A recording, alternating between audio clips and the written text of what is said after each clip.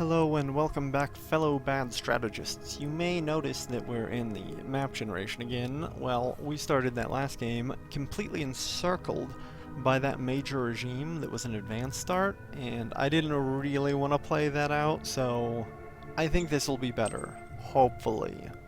Hopefully. Unless we end up in the monster jungle, which is a legitimate possibility. It does happen on Medusa Worlds. Yep, we're gonna do same things, red. White tokens look pretty good, they stand out. Redland, maybe we should actually be red tokens if we are Redland. I guess that's fair. I recommend doing black tokens. I think white tokens is a strong option too. Some of the colored tokens make it less distinctive and less clear what's going on. So I would tend to recommend black unit color. It's pretty good. Okay, government again, fist again, meritocracy again. In this episode, we're mostly going to talk our way through the starting situation and the decisions. This always happens. We're in private economy bonus. That might be good if our private economy kicks off. Sometimes your private economy kind of stalls out, it doesn't do anything. And it can take a while for you to pick up the pace and get moving if your private economy is stagnant, which can definitely be an issue. Casino cards are a good solution to that, but they don't always work because sometimes your private economy just doesn't know what it wants to build, and so it won't build anything. Okay, yeah, not great. Ancient Archive is kind of a dead card. We'll use it later on when we can generate fate points on our own.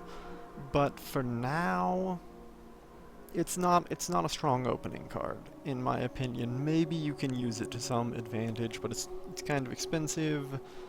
I would say no, probably not. Labor Day's useful. It's a 1-point card. Not great, it's okay. Gladiators, we want it and we want to use it eventually, but it won't help us in the early game so much. Militia Loss of Faith, this is one of the stronger opening cards, especially if you are... I think Fist gives you access to the ability to construct militia houses, which raise militancy, so you can take this hit and then boost your militancy back up. So this is a really good card for us. Another good card would be Bad Rations. That's an excellent starting card. And then Paranoia would be a really good one, because Paranoia generates fear, and fear suppresses unrest. You don't necessarily want fear right away, because it caps your maximum happiness, so your people will lose happiness from fear if they're over the cap. But generally those are the three strongest cards. The hand we'd want to see would probably be Bad Rations, I think. Eager Industrialist, Docile AI, and 1,000 credits. What is the 1,000 credits one? Is like Eager Investor or something. Probably that would be the strongest opening hand we could possibly achieve. So this one, mediocre. I mean, we have fate points. Maybe the next pack will be beneficial. We're not going to play this until we need to, because we want the militancy to stay high for a while. But it could be a useful card in the future. We have the Mystic Cult. I don't remember what they do. The best cult is probably the Shadow Cult, because Shadow Priests prevent your troops from routing, which is very, very strong, especially with armored units. Very, very good. Ask for help, we don't want that. We really wanted to see a spy here and a recruit junior. So weak, I would say weak, not very good. Great. We come to our policy speech now, and the Ascension speech. Okay, so always open up your regime profile bar before you make decisions, and don't make any decisions you don't have to make. So for example, if we didn't care which of these happened, we don't have to click an option and spin to PowerPoint, because we have finite PowerPoints. We could let our secretary, that's not our secretary, Our secretary, we could let them decide, because they would decide anything we didn't resolve. But that would be only if we didn't care about the outcome. Okay. How do you determine which of these decisions is the best? Basically, you're going to want to prioritize one of these categories. Some people try to balance between the categories, and what the categories do is they unlock these little perk tokens, right? So from bureaucracy, we increase our bureaucratic points, we unlock some cards, we unlock a unit feat, we increase our industrial profit, we increase worker happiness, we increase bureaucracy, we increase industry, we increase worker happiness, and you unlock everything that's on the card. So what you could do is you could have your government profile be at the top, unlock up to here, switch to your enforcement profile being at the top, unlock partway up there, and then have a balance between the two, and you would have perks from both trees. And there is some merit in that. However, some of the high-level perks are some of the best perks. So, double worker happiness, that's a big bonus to production output. I don't know what the equation is, but it should be a pretty significant bonus. Competitive culture, 50% leader capability. Capability is your leader's ability to learn and level up and advance. High capability leaders will be your best leaders because they will level up vastly faster. I don't know what these cards do, the high level cards, call to success, but hopefully we can see this time. We're just going to push up, fist to full, government to full, meritocracy to full, and we're gonna be in pain every time we have to take anything that lowers them or that boosts their counter trait. So the way you assess the value of a decision, aside from the natural consequences, right, which is like, they want military advisors, it will make them like us, if we refuse they'll be upset. Aside from that, the regime bonuses, you look at your dominated, you look at your target, it is dominated by one, and it dominates one. So meritocracy is dominated by autocracy, and it dominates democracy. So it is actually better for us to lower autocracy than it is for us to boost meritocracy, because every point of autocracy will eventually reduce our meritocracy by 2 points. So reducing autocracy is the equivalent to boosting meritocracy by 2 points. Therefore, a 3-point reduction in autocracy is equivalent to a 6-point increase in meritocracy. So this is 6 points in our favor, whereas a 7-point boost to autocracy is equivalent to twice as many points lost from meritocracy. So this would be 14 points against us. And on top of that, you don't want to compare it just to where you are now, but you want to look at the full swing of the decision, right? So 14 points negative for us, away from what we want, as opposed to 6 points in favor of what we want, is a full 20-point swing. I mean, on the tree like this, 20 points is massive. A 20-point swing in your government standing is huge. That's enough to unlock a new feat, a new modifier. So we absolutely do not want to take the yes here, because a 20-point swing is too large for us to be willing to suffer the consequences. Even though it's going to upset this guy, we're going to say no, we're going to lower our autocracy. Yes, sir. Boom. Roger that, sir. Our ascension speech, you always get this. You never want to pass on it, because it's going to unlock feats for you, and it's going to unlock feats faster and better if you choose the profile that's dominant, which is always slightly lower than the boost for the non-dominant profiles. So we're going to go hard and merciless. We're going to boost our fist up. It's going to be solid. We'll be happy with that. We'll unlock things sooner.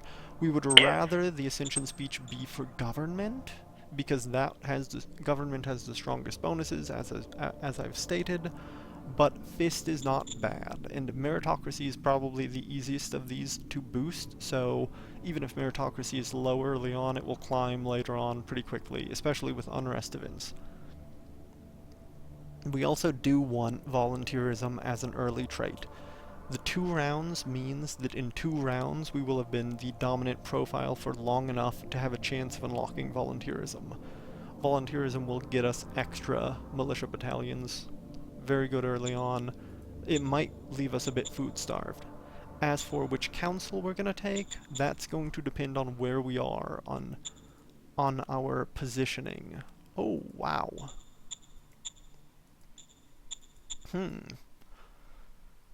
Okay, I will talk about this in a moment. But before that, one more thing. Something you always want to do on turn 1 every game, every time, even when you're this close to the enemy and you need to fight. Always, always, always go to your city, single tile select so that you're seeing what's selected. Construct. Government. Bureaucratic office. Copy that. So, we're trying to build this. Something important to note. As it stands now, we will fail to build this because it requires 100 industrial production, which we have. Some games you'll start with 95 industrial production, so you won't be able to finish this in a single turn. But it also takes 200 metal, so we only have 197, so we actually have to buy 3 units of metal to be able to finish it. Wait, what is that an exploit? We can buy 1 for none? Wilco. We found an exploit, guys. Wilco. Okay, that's all I will exploit that. Okay, so we're 3 points of metal up. So with 200 and the production, we will finish this on turn 1, which is awesome. You absolutely want to do that. It's massive. It will get you, even if you're being aggressive, it will raise your bureaucratic points, which will raise your admin level, and it will raise your tech level, and you will unlock packs of fake cards sooner, and it will give you access to more stratagems, and it will boost you significantly, and it will make it much, much easier. If you don't build this turn 1, you are gimping yourself. It's very bad. It's very bad not to. Okay.